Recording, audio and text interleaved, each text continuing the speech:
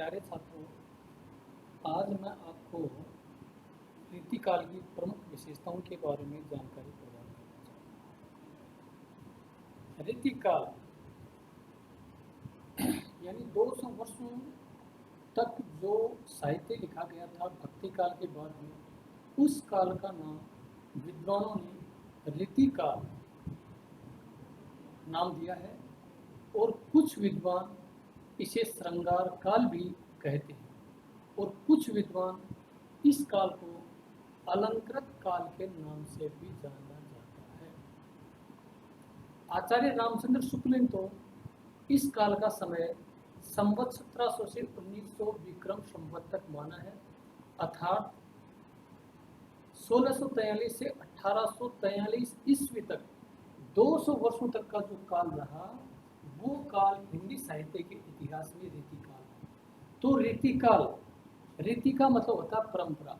अब रीतिकाल में यानी हमारे समाज की क्या स्थिति थी, उसके बारे में अगर हमारे उस समय की परिस्थिति, सामाजिक परिस्थिति, राजनीतिक परिस्थिति, धार्मिक परिस्थिति, सांस्कृतिक परिस्थिति आदियों का अध्ययन किया जाए तो हमें पता चलता है कि उस समय में हिंदुस्तान पर छोटे छोटे राजाओं का शासन था और वो राजा अपने हिसाब से अलग अलग प्रकार से शासन किया करते थे और मुख्य जो केंद्र था, मुख्य जो सत्ता थी वो मुगलों की थी और मुगल दिल्ली पर शासन करते थे और मुगल मनमानी जनता पर अत्याचार करते थे। यानी इस प्रकार से शासन की प्रमुख बागडोर मुगलों के हाथ में थे, जो मुसलमान थे, और हिंदू जनता जिसके पास में कोई अधिकार नहीं थे, कोई जानकारी नहीं थी, तो वो एक अंधकारमय जीवन में अपना जीवन व्यतीत कर रही थी। तो उस काल में अगर देखा जाए तो धर्मों की स्थिति दो ही थे, हिंदू और मुसलमान। मुसलमान यानी जितने भी सैनिक थे, शासक थे और जो भी मतलब महत्वपूर्ण पदों पर थे, वो हिंदू जनता पर मनमाने अत्याचार करते थे। जैसे हिंदुओं के मंदिर गिरा देते थे, मूर्तियों को तोड़ा जाता था, पूज्य पुरुषों का अपमान किया जाता था और ऐसी स्थिति में हिंदू लोग कुछ भी नहीं कर सकते थे। और इसी प्रकार उनकी जैसे राजनीतिक व्यवस्था थी, उसी प्रकार से सामाजिक व्यवस्था में भी यानी समाज में जात पात, छुआछूत, भेदभाव, पाखंड, आडंबर, विडंबना आदि का बोलबाला था और जात पात एकदम से अलग अलग थे।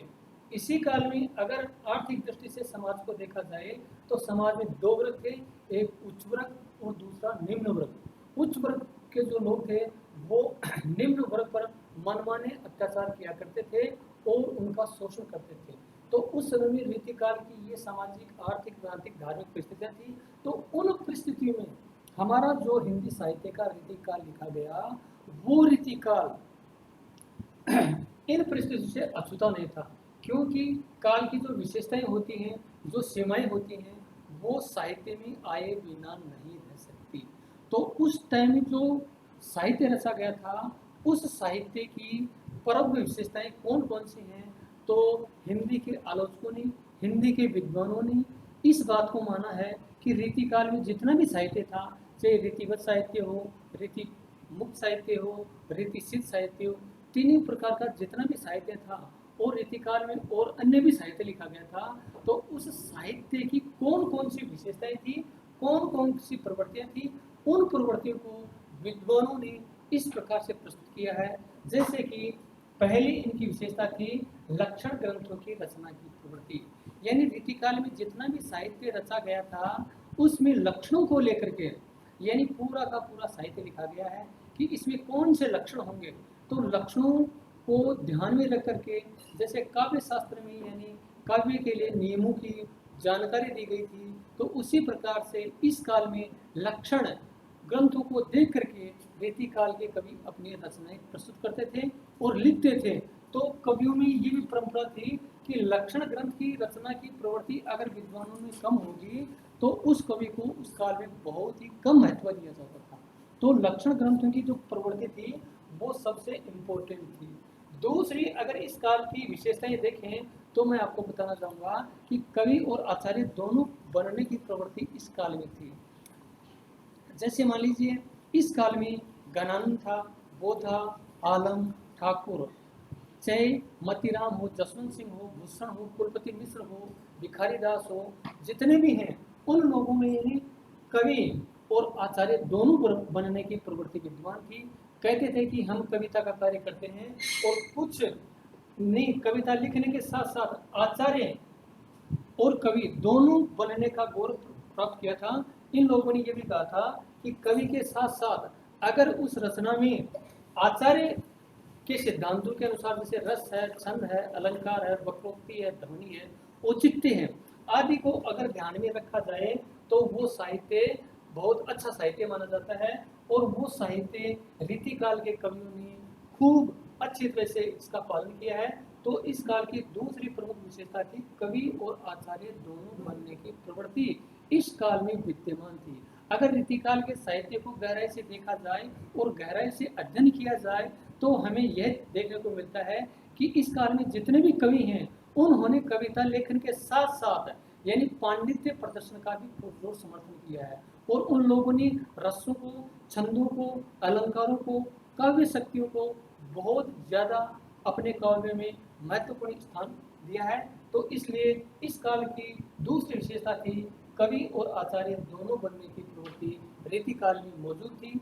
अगर इस काल की तीसरी विशेषता को देखे जाए तो पता चलता है कि इस काल में श्रृंगारिकता विद्यमान थी। श्रृंगारिकता का मतलब होता है श्रृंगार, और श्रृंगार किसका? स्त्री का श्रृंगार। तो इस श्रृंगारिकता को लेकर के यानी पूरा का पूरा जो रीतिकाल लिखा गया था वो श्रृंगारिकता से ओतप्रोत है। यानी श्रृंगार का वर्णन अगर रीतिकाल में नहीं है तो रीतिकाल का वो काव्य नीरस माना जाता है, शुष्क माना जाता है। तो कवियों ने इस काल में श्रृंगारिकता को बड़ा ही महत्वपूर्ण स्थान दिया कि अगर श्रृंगारिकता इस काव्य में नहीं है तो वो काव्य रीतिकाल में बड़ा इम्पोर्टेंट नहीं माना जाता था। चाहे रीतिबद्ध देख लीजिए, रीति मुक्त देख लीजिए, रीति सिद्ध देख लीजिए। और बिहारी जो यानी इस काव्य परंपरा के रीति सिद्ध कवि माने जाते हैं, इन्होंने तो श्रृंगारिकता का इतना सुंदर वर्णन किया है कि कहे बिना कुछ नहीं बन सकता। जैसे मान लीजिए उनका एक दोहा था, कहत नटत रिजत खिजत खिलत मिलत लजियात बरे भवन में करत है नैनन ही सौगात। तो इस प्रकार से इस दोहे में अगर देखें तो अलंकारों की दृष्टि के साथ साथ में श्रृंगारिकता यानी सुंदरता का बड़ा ही सुंदर वर्णन प्रस्तुत किया है।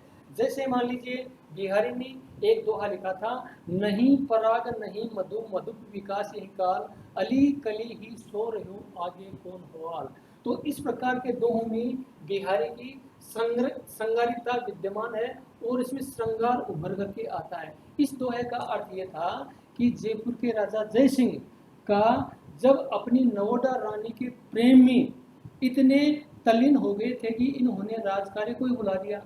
तो कविवर बिहारी ने इनको ये दोहा सुनाया था, अगर यह अभी नायिका अभी यौन अवस्था में नहीं है, ये इसका अभी विकास नहीं हुआ है, अगर ये कली विकसित हो जाएगी, बड़ी हो जाएगी तो राजा न जाने तुम्हारी क्या स्थिति होगी। तो ऐसे दोहे में रीतिकाल में श्रृंगारिकता उभर करके सामने आती है। तो रीतिकाल की अगर तीसरी विशेषता देखी जाए तो ये देखने को मिलता है कि श्रृंगारिकता इस काल में पुरजोर से भरी हुई थी। यानी कवियों ने श्रृंगारिकता का बहुत अच्छे तरह से ध्यान रखा था कि श्रृंगारिकता के बिना काव्य नीरस है। और भक्ति काल में ज्यादा श्रृंगारिकता का विशेष स्थान नहीं दिया गया, आधुनिक काल में भी नहीं दिया गया, लेकिन श्रृंगारिकता का अगर अध्ययन करें तो सबसे ज्यादा रीतिकाल में श्रृंगारिक काव्य लिखे गए थे। अगर इस काव्य की चौथी विशेषता देखी जाए, नायिका भेद, यानी रीतिकाल के सभी आचार्यों ने नायिका के भेदों को प्रस्तुत किया है। जैसे मान लीजिए भरत मुनि हैं, काव्य शास्त्र में जिन्होंने यानी नायिका के भेद किए हैं, तो नायिका के भेद जो स्वकिया और परकिया दोनों होती हैं, उन दोनों का भेद यानी इस काल के कवियों ने नायिका भेद के अंतर्गत किया है। स्वकिया नारी, जैसे नायक पर समर्पित जो नारी होती है वो स्वकिया नारी होती है, और परकिया नारी वो होती है जो नायक से मिलना भी चाहती है और दूसरे से मिलना चाहती है। तो इस प्रकार से नायिका भेद चाहे स्वकिया हो चाहे प्रक्रिया हो, स्वकिया और प्रक्रिया दोनों का रीतिकाल के कवियों ने अपने काम में गहनता से इसको जोड़ दिया है। और नायिका भेद यानी जो शास्त्रों के नियमों के अनुसार है वो ही नायिका भेद रीतिकाल में भी अपने चरम शिखर पर पहुंची है। अगर मैं इस काव्य की पांचवी विशेषता को बताना चाहूँ तो इस काव्य में 60 ऋतु वर्णन भी था। यानी 60 ऋतु मतलब 6 ऋतुओं में नायिका की स्थिति क्या होती है, इसका वर्णन बड़ा ही सुंदर और स्पष्ट रूप से रीतिकाल के तीनों प्रकार के कवि में देखने को मिलता है। 60 ऋतु वर्णन यानी 6 ऋतुओं में नायिका की क्या स्थिति होती है, नायिका में कौन कौन से विकार होते हैं, कौन सी इनकी अच्छाइयाँ होती हैं, तो इनको लेकर के यानी 60 ऋतु वर्णन जो 6 ऋतु होती हैं, सर्दी है, गर्मी है, बरसात है, हेमंत है, शिशिर है आदि का, यानी इन कवियों ने 60 ऋतु के माध्यम से बड़ा ही सुंदर वर्णन किया था।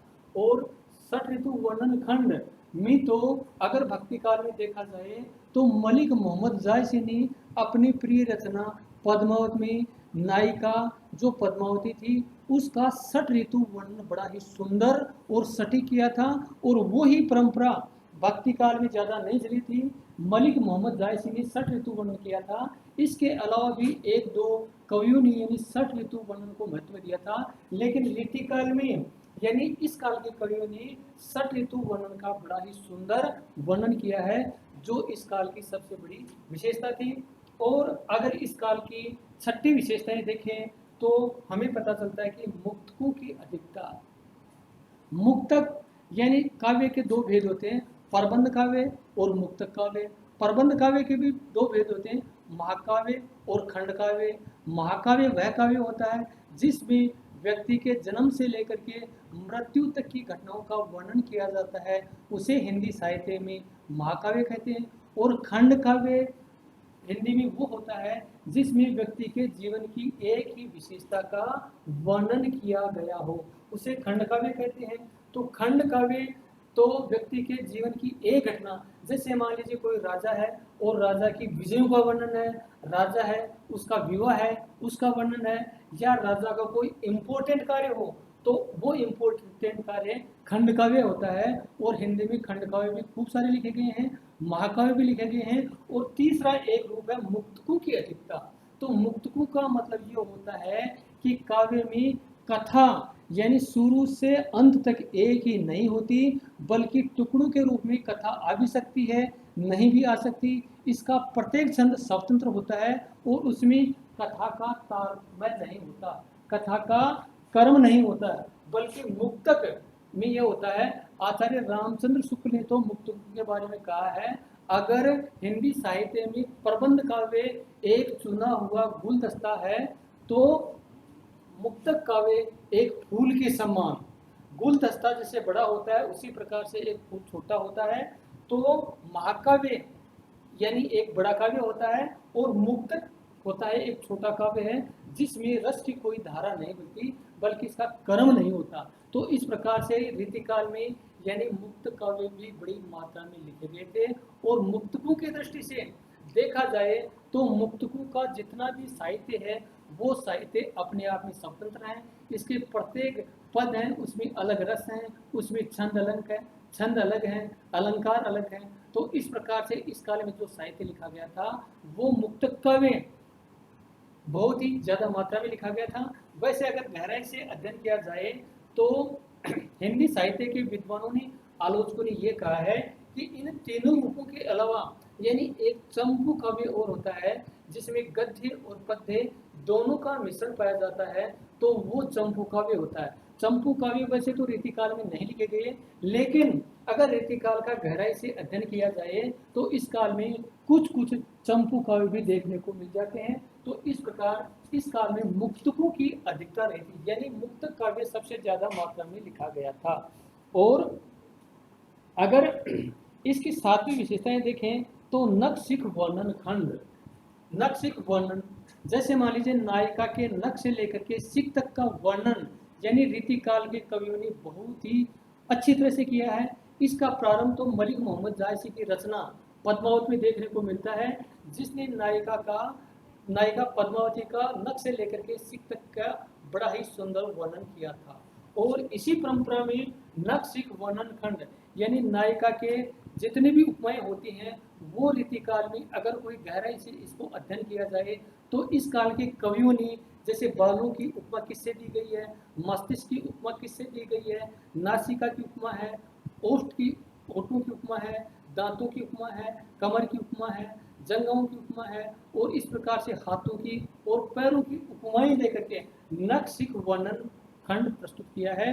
और वो रीतिकाल में सबसे ज्यादा मात्रा में लिखा गया था, चाहे रीतिबद्ध हो, चाहे रीति मुक्त हो, और चाहे रीति सिद्ध हो। तो इस प्रकार से इस काल में नखशिख वर्णन खंड का भी बोलबाला मिलता है।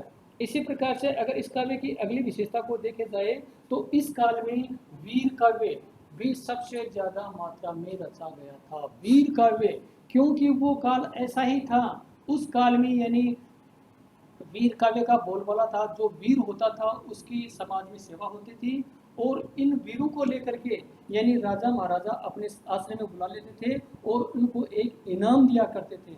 जैसे मान लीजिए रीतिकाल में एक कवि हुआ है सूर्यमल मिश्रण। तो सूर्यमल मिश्र ने तो यानी इतना जोरदार यानी वीर काव्य लिखा है कि शायद कोई कल्पना ही नहीं की जा सकती।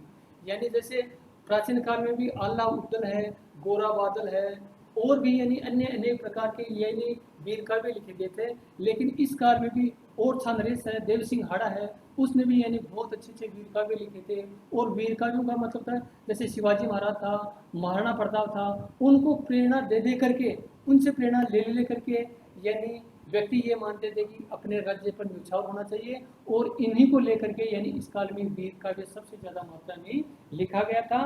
तो रीतिकाल की ये भी एक बहुत ही बड़ी महत्वपूर्ण विशेषता थी। अब अगर इस काल की अगली विशेषताएं देखें तो पता चलता है कि भक्ति एवं नीति संबंधी रचनाएं भी इस काल में लिखी गई थी। वैसे तो माना जाता है कि भक्ति काल हिंदी साहित्य का स्वर्ण युग है, और स्वर्ण युग में भक्ति काल में सबसे ज्यादा भक्ति की रचनाएं लिखी गई थी, भगवान के गुणों का गुणगान किया गया था। और इस काल में निर्गुण साहित्य और सगुण साहित्य, राम काव्य धारा, कृष्ण काव्य धारा आदि प्रकार का जो काव्य भक्ति काल में लिखा जा रहा था, वो ही काव्य रीतिकाल में भी लिखा गया थोड़ा बहुत, और भक्ति से संबंधित रचनाएं भी लिखी गई। और नीति यानी नीतिकाल में तो नीति सप्तक की रचना भी हुई। तो नीतियों को लेकर के तो माना जाता है कि महाकवि बिहारी ने नीति को लेकर के तो एक अपना ही मतलब अपने दोहे प्रस्तुत कर दिए थे। तो उन दोहों का बड़ा ही बहुत अच्छा सार था। जैसे भक्ति, नीति और श्रृंगार की त्रिवेणी प्रवाहित होती है बिहारी के काव्य में। तो बिहारी ने नीति के दोहे भी बहुत अच्छे से लिखे थे, और नीति के माध्यम से जनता को ये संदेश देना चाहा था, अगर इस प्रकार का ऐसा कार्य करेंगे तो समाज के लिए बहुत ही अच्छा होगा। तो इस प्रकार से इस काल में भक्ति एवं नीति संबंधी रचनाएं भी लिखी गई थी। अगर इस काल की अगली विशेषता को देखें तो नारी जीवन के प्रति दृष्टिकोण, यानी इस काल की सबसे इम्पोर्टेंट विशेषता थी कि इस काल में नारी को क्या माना जाता था। यानी कहा भी जाता है कि यत्र नारी नारीस्तु तत्र पूज्यते रमन्ते देवता, इस प्रकार से कहा जाता है।